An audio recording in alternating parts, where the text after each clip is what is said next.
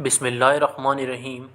السلام علیکم۔ بچپن میں ایک مرتبہ حضرت جنید بغدادی رحمۃ اللہ علیہ نے مکتب سے واپسی پر دیکھا کہ آپ کے والد گرامی رو رہے ہیں۔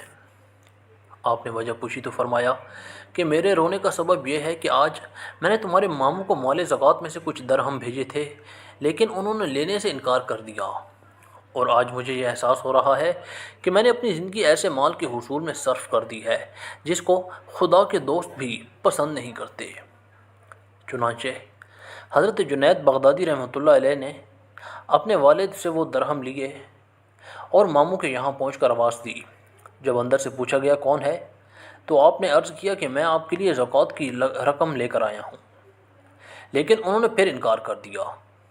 جس پر آپ نے کہا کہ قسم ہے اس ذات کی جس نے آپ کے اوپر فضل اور میرے والد کے ساتھ عدل کیا ہے، اب آپ کو اختیار ہے کہ یہ رقم لے یا نہ لے، کیونکہ میرے والد کے لیے جو حکم تھا کہ حقدار کو زکوٰۃ پیش کرو، وہ انہوں نے پورا کر دیا ہے۔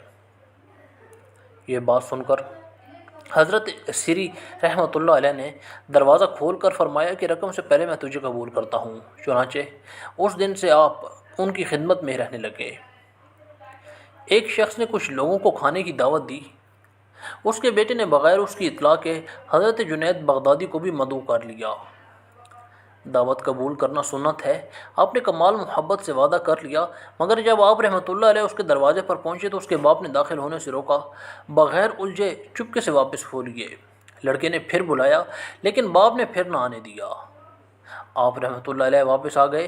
اسی طرح متواتر 4 بار آئے اور واپس ہوئے۔ اس عمل سے ان کا مقصد اس لڑکے کو خوش کرنا تھا، اور واپس اس لیے چلے گئے کہ لڑکے کا باپ خوش ہو، کیونکہ دلوں کو خوش رکھنا ہی اصل توفف ہے۔ آپ ہر اقرار و انکار کو اللہ کی طرف سے سمجھتے تھے، لہٰذا خود کو تکلیف نہ ہوتی تھی۔ تسلیم و رضا ہی راہ سلوک کی بنیادی تعلیم ہے۔ حضرت جنید بغدادی رحمۃ اللہ علیہ ایک روز مسجد میں تھے کہ ایک شخص آیا اور کہنے لگا، حضرت آپ کا وعظ شہر میں کام کرتا ہے یا جنگل میں بھی کچھ اثر کرتا ہے؟ آپ نے حال پوچھا۔ اس نے عرض کیا، چند اشخاص فلاں مقام پر جنگل کے اندر مصروف رقص و سرور اور شراب سے مخمور ہیں۔ آپ رحمۃ اللہ علیہ نے اسی وقت منہ لپیٹ کر جنگل کی راہ لی۔ جب آپ ان کے قریب پہنچے تو وہ لوگ بھاگنے لگے۔ آپ نے فرمایا، بھاگو مت، میں بھی تمہارا ہم مشرب ہوں، اس لیے ہمارے لیے بھی لاؤ۔ شہر میں تو ہم پی نہیں سکتے، پوشیدہ طور پر یہاں آئے ہیں۔ ان لوگوں نے کہا، افسوس ہے کہ اس وقت شراب نہیں رہی۔ آپ نے فرمایا، تو شہر سے منگوا دی جائے۔ پھر حضرت جنید بغدادی رحمۃ اللہ علیہ نے فرمایا، کیا تمہیں کوئی ایسی بات نہیں آتی کہ شراب خود بخود آ جایا کرے؟ وہ بولے، یہ کمال تو ہم میں نہیں۔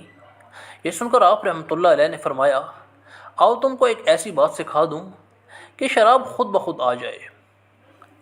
وہ سب حیران ہوئے اور کہا، یہ کمال تو ضرور بتا دیجئے۔ آپ رحمۃ اللہ علیہ نے فرمایا کہ اچھا، اول نہاؤ، پھر کپڑے بدل کر میرے پاس آؤ۔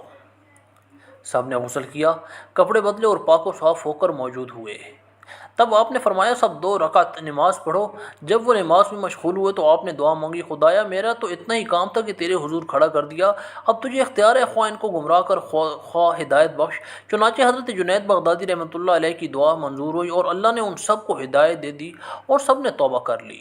روزانہ اسلامی واقعات سننے کے لیے ہمارا چینل سبسکرائب کریں۔